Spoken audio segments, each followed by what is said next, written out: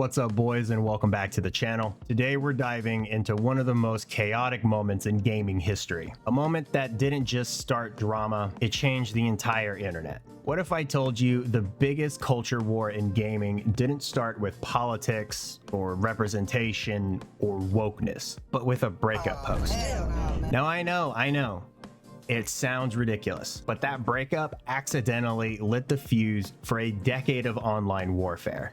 This is the unfortunate story of Gamergate, the 2014 event that permanently reshaped gaming culture, gaming journalism, corporate PR, and how gamers are seen today. And whether you hated it, loved it, or just completely missed it, you're living in the world Gamergate created. So let's rewind for a second. Yeah. Rewind time. In 2014, the indie game scene was blowing up. Everyone wanted to be the next Minecraft, the next Braid, the next Hotline Miami. Gaming journalism was turning into Hollywood. Stylish storytelling, curated hype, and a whole lot of trust us, this game is art. And then a developer's ex-boyfriend posted a breakup rant online. Screenshots spread, accusations flew left and right, and suddenly people were asking questions about ethics, favoritism, and relationships between the developers and the journalists. Whether the accusation was true or not isn't the focus here, because what mattered wasn't the breakup, it was the reaction to it. A hashtag was formed, #Gamergate. And instead of addressing the concerns about transparency, major outlets responded in a completely different direction. It wasn't about ethics anymore. It wasn't about favoritism. It was about misogyny. Oh, hell no, man. Almost overnight, the story shifted from players are questioning journalistic integrity to gamers are harassing women. No.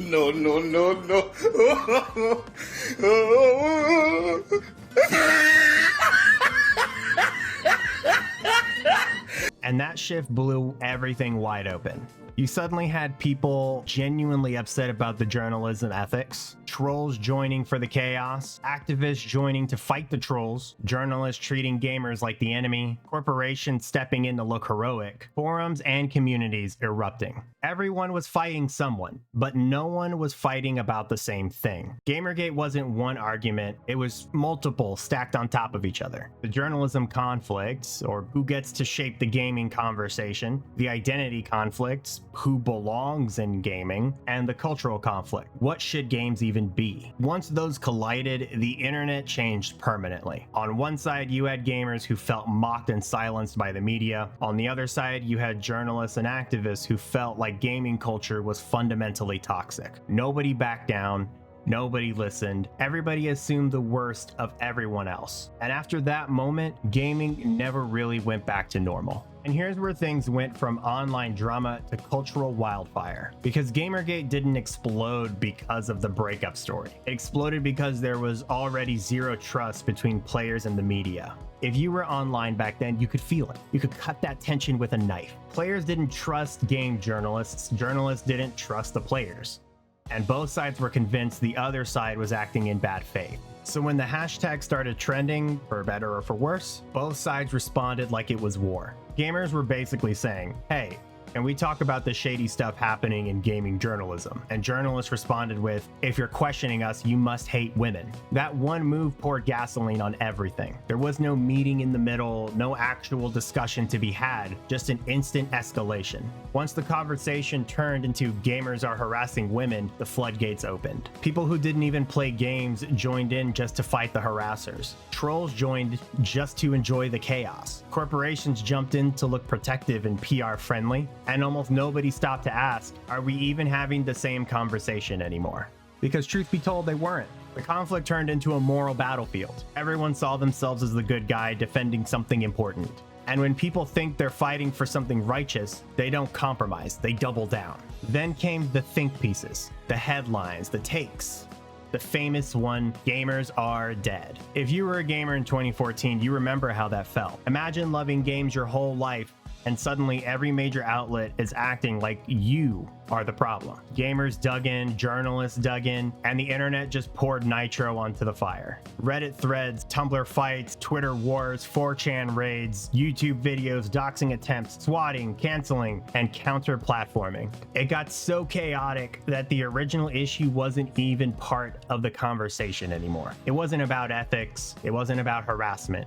It wasn't about women in gaming. It evolved into something much bigger, a fight over identity and control. Who gets to define gaming? Who deserves a voice? Who gets listened to?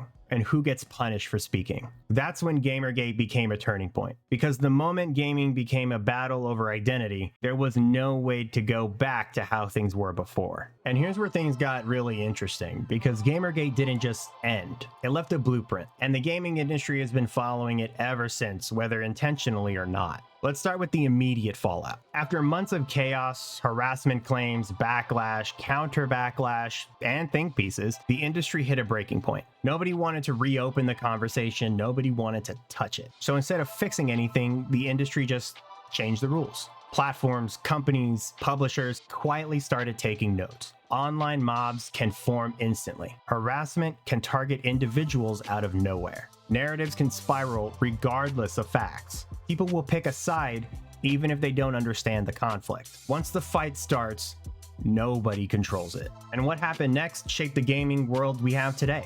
We suddenly got corporate activism and PR identity branding. Companies started adopting social causes, not necessarily out of morality, but out of fear. If you looked like you weren't on the right side, you could be seen as part of the problem. Anti-harassment tools that also function as censorship tools, blocking, flagging, shadow banning, some of it was genuinely needed, and some of it became a way for companies to silence criticism. A new stereotype, the toxic gamer.